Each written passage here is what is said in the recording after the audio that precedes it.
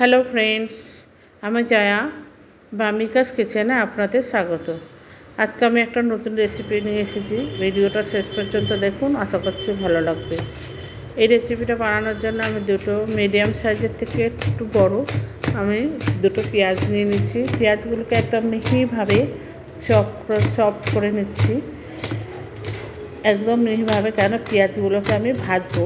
একটা পেঁয়াজ আমি এইভাবে কেটে একদম পাতলা পাতলা করে কেটে চপ করে কেটে নিয়েছি। আর একটা পেঁয়াজকে আমি একটু মোটা মোটা করে কাটবো, কারণ ওইটা আমি পেস্ট করবো মিক্সার গ্রাইন্ডারে দিয়ে, তাই জন্য এটা একটু এইভাবে মোটা মোটা করে কেটে নিয়েছি।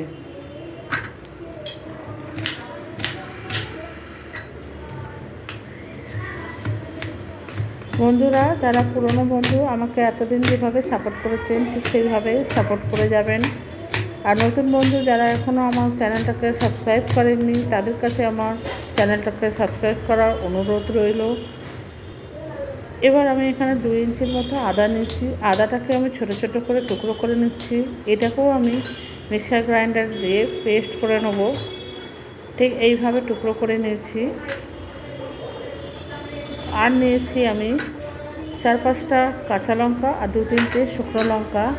আর নিয়েছি 8-10টা রসুনের কোয়া। রসুনগুলো আমি পেস্ট করে নেবো ওগুলো।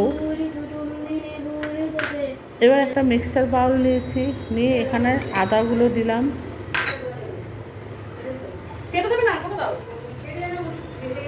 রসুনটাও দিয়ে দেবো এর মধ্যে। কাঁচা লঙ্কা দিচ্ছি, রসুনটা দিয়ে দেবো, দিয়ে তারপরে দেবো কাঁচা লঙ্কা শুকনো লঙ্কা। ঝালটা আপনাদের মতো আপনারা বাড়িয়ে কমিয়ে নেবেন, আমি আমার মতো করে নিয়েছি। আর নিয়েছি একটা যে পেঁয়াজটা আমি চপ করে নিয়েছিলাম মোটা মোটা করে, সেই পেঁয়াজটা দিয়ে একটা পেস্ট বানিয়ে নেবো। এবার ওভেনে একটা কড়াই বসিয়ে দিচ্ছি, কড়াইতে কিছুটা তেল দিয়ে দিয়েছি। তেলটা গরম হয়ে গেলে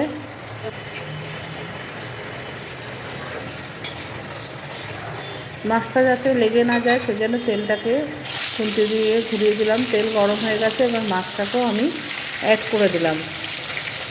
মাছগুলো ভাজবো।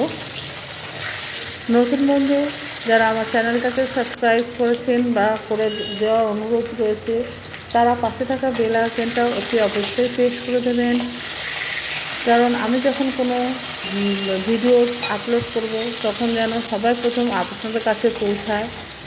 আর পুরনো বন্ধু যারা এতদিন আমাকে যেভাবে সাপোর্ট করেছেন, তারা সেভাবেই সাপোর্ট করবেন, এই আশাই করব।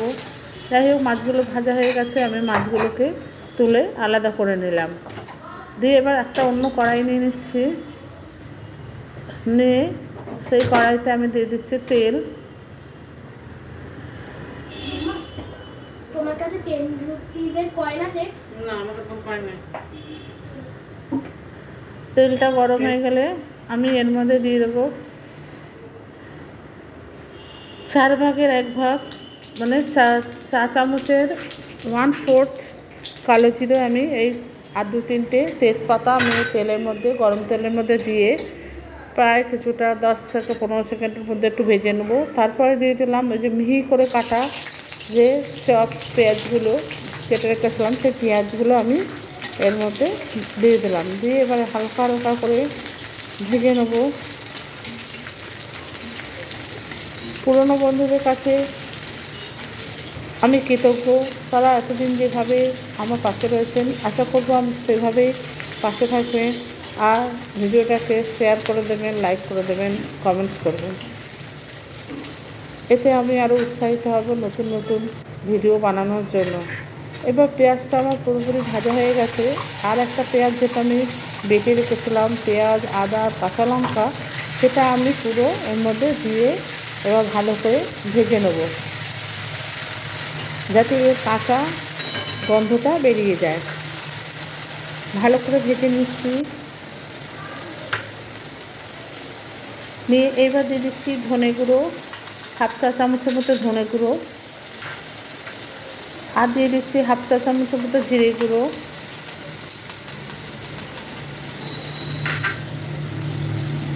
আর দিচ্ছি হাফ চা চামচের মতো লাল লঙ্কার গুঁড়ো। কাঁচা লঙ্কা দিয়েছি বলে আমি লাল লঙ্কার গুঁড়োটা একটু কম দিয়েছি। লাল লঙ্কার গুঁড়োটা না দিলেও হতো, কিন্তু কালারের জন্য আমি লাল লঙ্কার গুঁড়োটা অ্যাড করেছি। দিয়ে ভালো করে ভেজে নিচ্ছি নেড়ে চেড়ে। এরপরে আমি দিয়ে দিলাম হলুদ গুঁড়ো হাফ চা চামচের মতো। দিয়ে সমস্ত উপকরণগুলোকে ভালো করে আমি ভেজে নেব।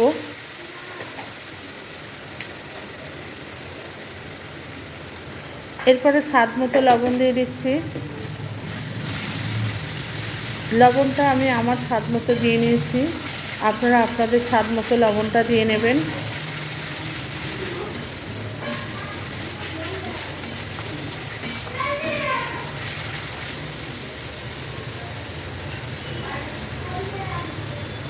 লবণটা অ্যাড করে আমি ভালো করে ভেজে নিলাম।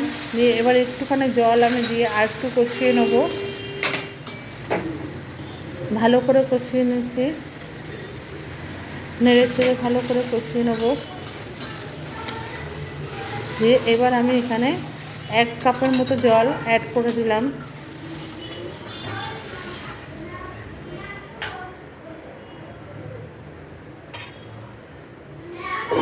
দিয়ে একটা ঢাকনা দিয়ে আমি ঢেকে দিচ্ছি। ঢাকনাটা খুলে রেখে দিচ্ছি যে গ্রেভিটা ফুটে উঠেছে। এবার আমি একটা একটা করে মাছ অ্যাড করে দেবো। সমস্ত মাছগুলোকে অ্যাড করে দিয়ে একটু সেদ্ধ করে নেবো ঢাকনা দিয়ে। সেদ্ধ হয়ে গেছে, আর আমি এর মধ্যে 2-3টি কাঁচা লঙ্কাও দিয়ে দিয়েছি। দিয়ে আমি এটাকে হালকা হালকা করে নেড়ে নিচ্ছি। আমার রেসিপিটা হয়ে এসছে পরিবেশন করার জন্য। এবার এটা পরিবেশন করার জন্য আমি একটা বাটিতে সার্ভ করে দিচ্ছি, বাটির মধ্যে তুলে নিচ্ছি এটা পরিবেশন করার জন্য। বন্ধুরা, শেষ পর্যন্ত ভিডিওটি যদি আপনাদের ভালো লাগে থাকে তাহলে অবশ্যই লাইক, শেয়ার অ্যান্ড কমেন্টস করবেন। আর পুরনো বন্ধুরা আমার পাশে থাকবেন। নতুন বন্ধুরা আমার চ্যানেলটাকে যদি সাবস্ক্রাইব না করে থাকেন তাহলে অতি অবশ্যই সাবস্ক্রাইব করে নেবে এবং পাশে থাকা বেল আইকনটাও প্রেস করে দেবেন। Thank you. দুটো